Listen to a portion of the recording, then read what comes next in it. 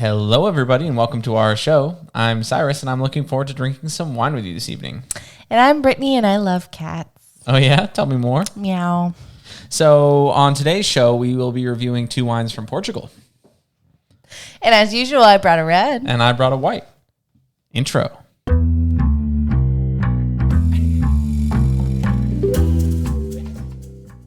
So, Brittany, what do you have for us this week? Yes. So, for the red this week, I have a 2019 Alentejano. Pulled that out of my butt from 4 years of Spanish in high school. Sorry, Mom. And it's from southern Portugal, and it comes in at 13.5% alcohol. Now, the label is pretty simple for the most part. It looks like it has grapes on it, but they're blue. So pretty much this is actually a red blend. So what is the Alentejano on there then? So that's where it's from. The region within the region. Cool. Well, I don't know exactly what to expect, but it's a regional blend, so let's get in here. We like red blends, so let's go.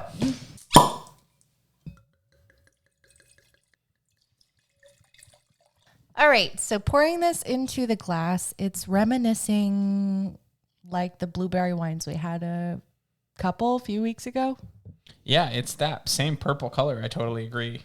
Very purple red, but super duper purple. Yeah, it's cool looking. It's pretty dark, honestly.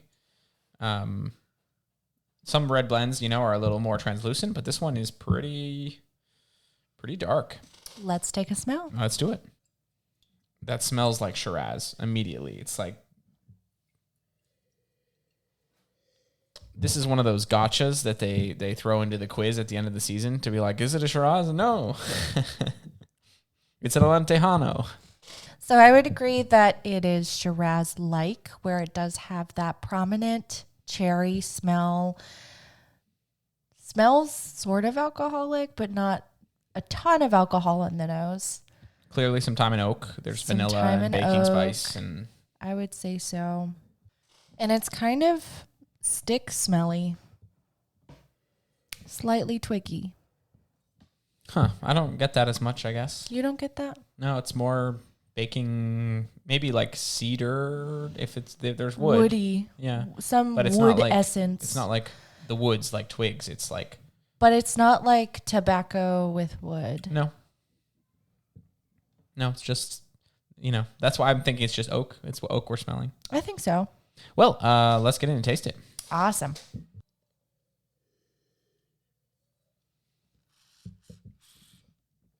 Well, it's quite sweet.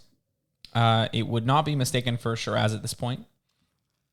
It is definitely that cherry is like the overwhelming big flavor. It is very thick. Yep, and vanilla-y still. It's syrupy. Just the texture is getting to me because it's thick and syrupy in a way. Not as syrupy as, a very sweet dessert wine, but it's in the middle of dessert wine and the typical wines that you drink.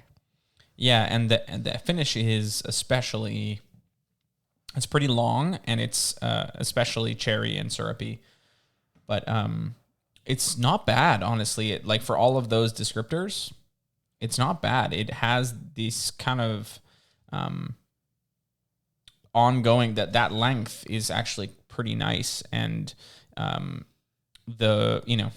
can't go wrong with like grapes fermented in a nice oak barrel. You get some, like, it's clearly not fake oak. Like, this is nice. And it's been, spent a little while. So that's nice. Right. So my understanding of this wine is that it's a red wine. It says on the back of it, it's Vino Tinto / red wine. And so that means it's a blend. And this is very, very well blended. I feel that it's super balanced and that they did a good job with whatever types of grapes they put in there. It's not listed from what I can see. It seems like it's just different grape varieties that are within that region. That's my guess. Yeah, Portugal does that pretty often. They'll have lots of unique varieties. Well, honestly, pretty cool. I like that it is so oaky. You know, it's refreshing to get one of those once in a while. The style has been to stray away from those in recent years, but it's nice that this one is kind of in that style. Yeah, I would agree that it's a pretty good red blend wine.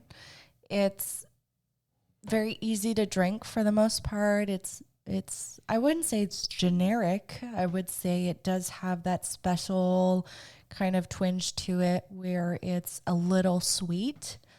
Especially on the nose, it's pretty unique.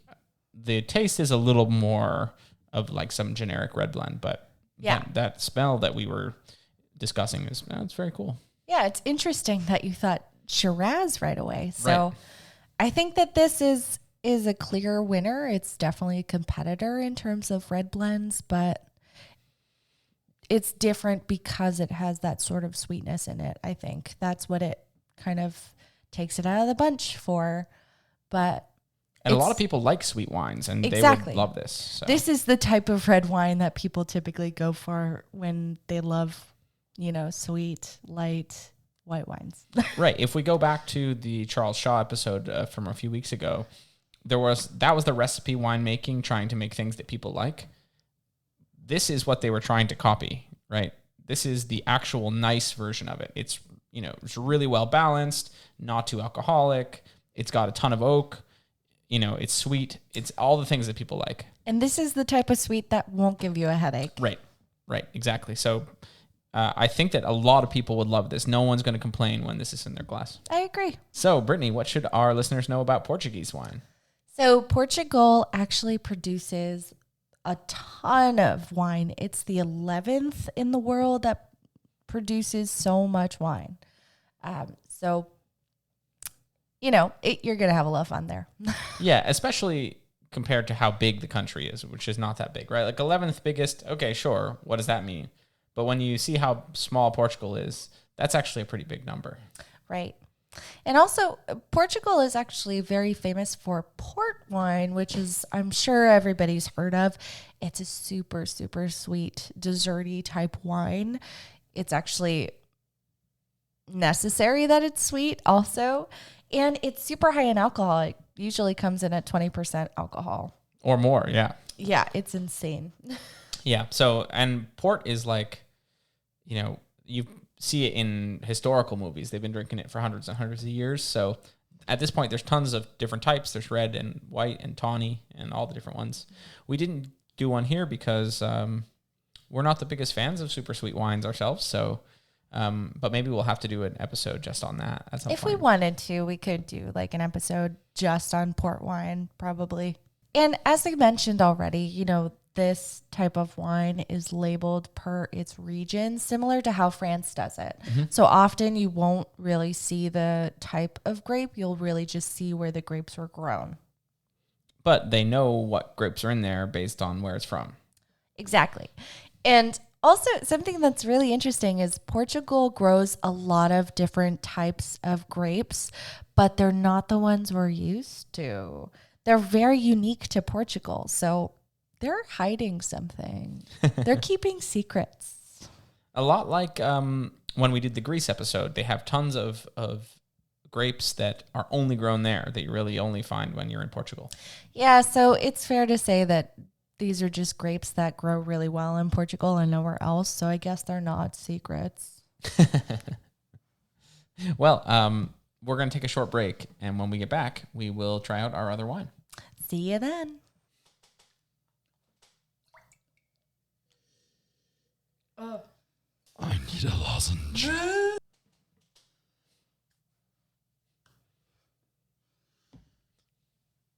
It's like when you're trying to make your ex jealous. You're so funny. Oh no! All right, I'll do it again. Oh no! I'm Batman. That's so funny. Leave that out. I love you. I'm like huffing the thing. Yeah, sure. Don't huff wine, kids. Don't huff wine. Alrighty, welcome back, everybody. So, Cyrus, what did you bring for us this week? Well, for my wine, I have a 2021 Vino Verde, which is mostly Loureiro and Alvarinho grapes. And it comes right from the northern edge of Portugal, right on the border with Spain. And it comes in at 11.5% alcohol. Now, the label is a pale green color with gold lettering and some black accents.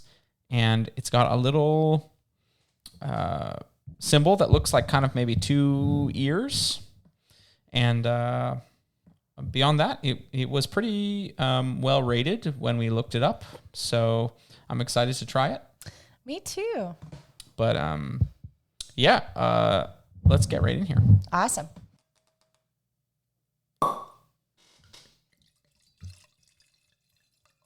Well, it's a pretty clear white wine. That's exactly what I was thinking.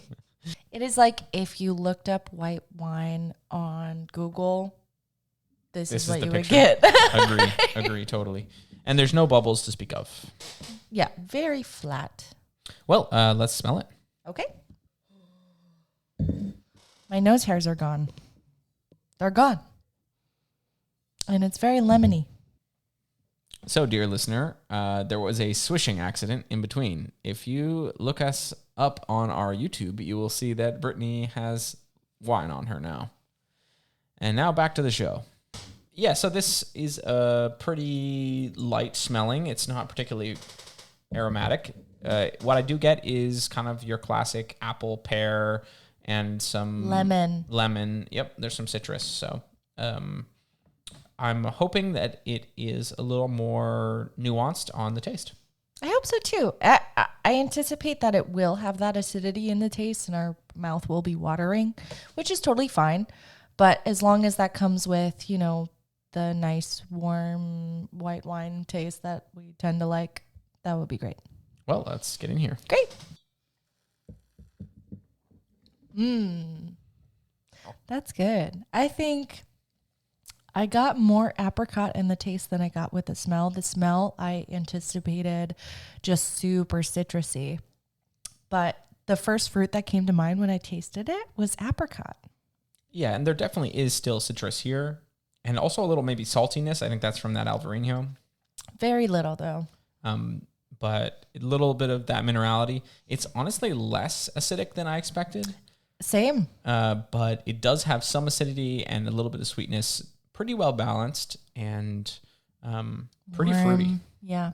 For it having a couple different grape varieties in there, I also think that it's very well balanced. What I'm getting the sense of in terms of Portugal wine in general is that they're just very well balanced and the vineyards are working very hard to make sure that that happens and that it comes together as a whole, which I think is incredible work. Yeah, and like you mentioned earlier, Brittany, Portuguese wine is usually labeled by the region instead of the grape. And Vino Verde, which we're drinking here, can actually be a red wine, a white wine. It means green wine, but it can be red, white, rosé. It can even be brandy.